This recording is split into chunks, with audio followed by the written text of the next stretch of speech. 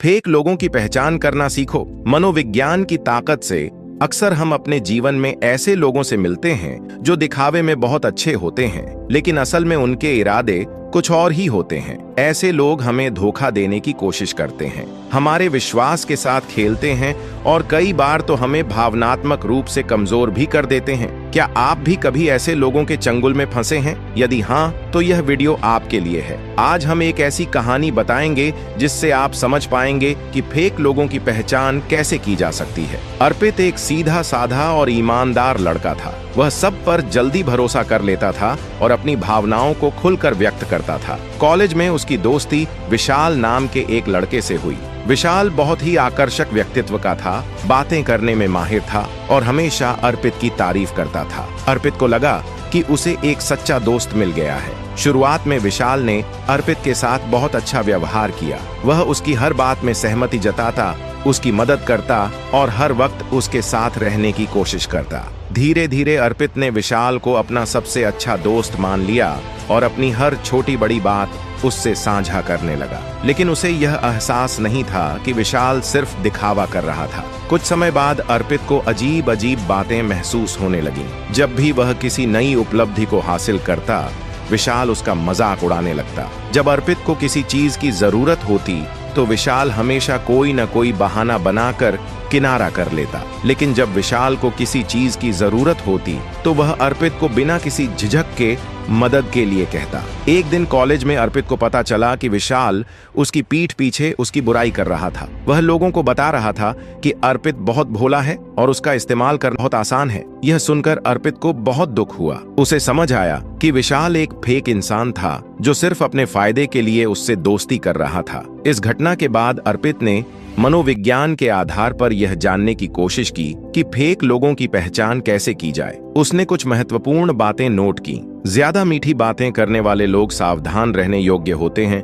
जो लोग शुरुआत में ही जरूरत से ज्यादा आपकी तारीफ करें, वे बाद में आपको नुकसान भी पहुंचा सकते हैं। इसलिए उनके व्यवहार को करीब से देखें। सच्चे दोस्त केवल अपने फायदे के लिए साथ नहीं होते। अगर कोई केवल जरूरत पड़ने पर ही आपके पास आता है और आपकी जरूरत पर गायब हो जाता है, तो यह संकेत है कि वह फेक हो सकता है। पीठ पीछे क्या बात करते हैं, यह जानने की कोशिश करें। फेक लोग आपके सामने अच्छा व्यवहार करेंगे, लेकिन जब आप वहां नहीं होते तो वे आपकी बुराई करते हैं। आपकी भावनाओं को हल्के में लेना। अगर कोई आपकी परेशानियों को मजाक में लेता है और आपकी भावनाओं की कद्र नहीं करता, तो वह व्यक्ति सच्चा नहीं हो सकता। जब आप असफल होते हैं तब असली पहचान होती है।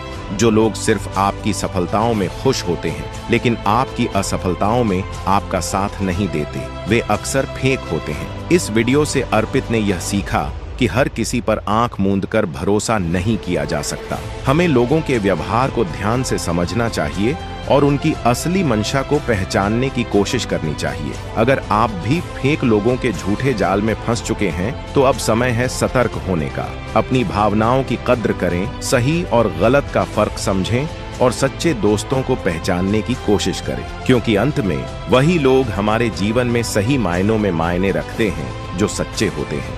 लोग तुम्हें कैसे कंट्रोल करते हैं? डार्क साइकोलॉजी के 5 सीक्रेट्स। क्या आपको कभी ऐसा महसूस हुआ है कि कोई आपको अपनी उंगलियों पर नचा रहा है? क्या आपने कभी सोचा है कि लोग आपको इस कदर प्रभावित कैसे कर पाते हैं कि आप उनकी हर बात मानने लगते हैं? यह कोई संयोग नहीं है, बल्कि डार्क साइकोलॉजी का एक खेल है। आज हम आपको उन 5 सीक्रेट्स के बारे में बताएंगे जिनका इस्तेमाल लोग आपको कंट्रोल करने के लिए करते हैं। 1. गैसलाइटिंग। तुम्हारी ही गलती है। गैसलाइटिंग एक मनोवैज्ञानिक हथियार है जिसका इस्तेमाल लोग आपको भ्रमित करने और खुद पर शक करने के लिए करते हैं। वे आपको यकीन दिलाने की कोशिश करेंगे कि जो आपने देखा या सुना वह गलत था। वे बार बार आपकी याददाश्त पर सवाल उठाएंगे। धीरे धीरे आप अपनी ही सोच पर शक करने लगेंगे। जब भी कोई आपको अपनी ही बातों पर शक कराने लगे तो अपने अनुभवों को लिख लें। 2. Guilt tripping. तुम्हारी वजह से ऐसा हुआ। यह एक खतरनाक ट्रिक है जिसमें लोग आपको दोषी महसूस कराकर आपके निर्णयों को प्रभावित करते हैं। अगर तुमने मेरी बात मानी होती तो यह न हुआ होता। मैंने तुम्हारे लिए इतना किया और तुम मेरे लिए कुछ नहीं कर सकते। वे आपको भावनात्मक रूप से ब्लैकमेल करते हैं। अपने निर्णयों के लिए जिम्मेदारी लें, लेकिन अनावश्यक अपराध बोध से बचें। 3. Silent treatment. चुप्पी का हथियार। यह एक पैसिव अग्रेसिव तरीका है जिससे लोग आपको मानसिक रूप से कमजोर बनाते हैं। वे आपसे बात करना बंद कर देंगे जिससे आप बेचैन महसूस करेंगे। वे आपको मानसिक तनाव देंगे ताकि आप उनकी शर्तों पर झुक जाएं। अगर कोई आपको साइलेंट ट्रीटमेंट दे रहा है तो उनकी चुप्पी को शक्ति न दें। 4. माइंड गेम्स, तुम्हें पता भी नहीं चलेगा। लोग अक्सर हेर फेर करने के लिए माइंड गेम्स खेलते हैं ताकि आप उनकी मर्जी के अनुसार काम करें। वे आपको अनिश्चितता में रखते हैं, कभी प्यार दिखाते हैं, कभी ठंडा व्यवहार करते हैं। वे आपको कंफ्यूज करके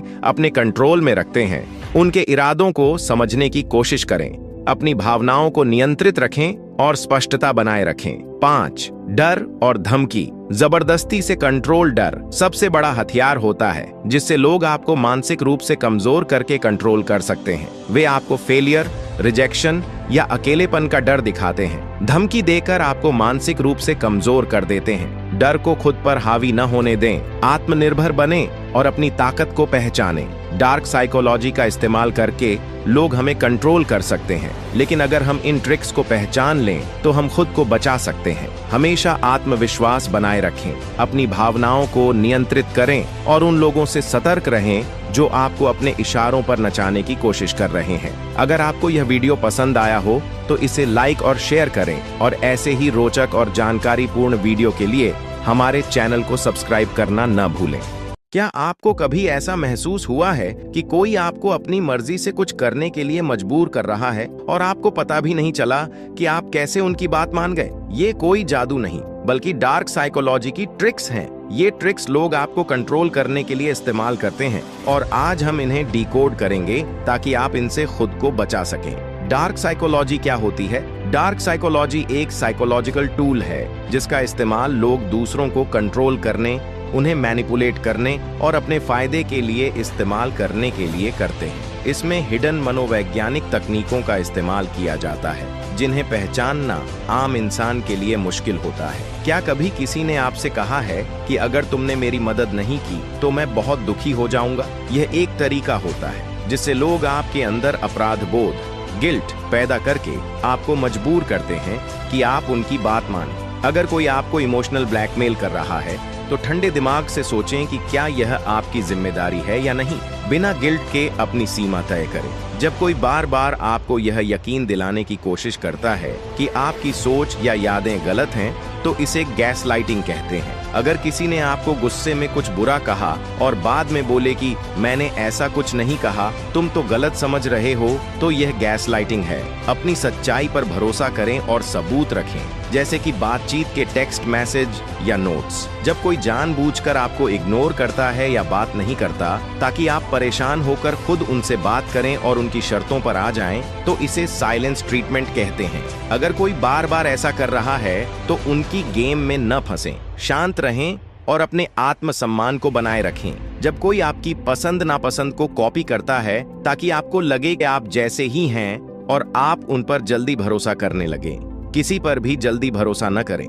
देखें कि क्या वे सिर्फ आपकी पसंद को फॉलो कर रहे हैं या उनका खुद का भी कोई व्यक्तित्व है। जब कोई आपको शुरुआत में बहुत ज्यादा प्यार और अटेंशन देता है लेकिन बाद में धीरे धीरे कंट्रोल करने लगता है, यह खासकर रिलेशनशिप में होता है। अगर कोई बहुत जल्दी बहुत ज्यादा प्यार और अटेंशन दे रहा है तो थोड़ा सतर्क रहें और समय लें उन्हें समझने के लिए। आत्म जागरूकता, सबसे पहले इन ट्रिक्स के बारे में जानें और पहचानना सीखें। नो कहने की हिम्मत रखें। हर बात पर हाँ कहना जरूरी नहीं है, जरूरत पड़े तो ना कहें। इमोशनल कंट्रोल, अपने इमोशंस को दूसरों के कंट्रोल में न आने दें। किसी भी स्थिति में ठंडे दिमाग से सोचें। सकारात्मक और मजबूत लोगों के साथ रहें, जो लोग आपको सही गाइडेंस देते हैं और आपकी मेंटल हेल्थ का ध्यान रखते हैं, उनके साथ समय बिताएं। तो दोस्तों, यह थी कुछ डार्क साइकोलॉजी ट्रिक्स जिनका लोग इस्तेमाल करके आपको कंट्रोल कर सकते हैं, लेकिन अब आप इनके बारे में जानते हैं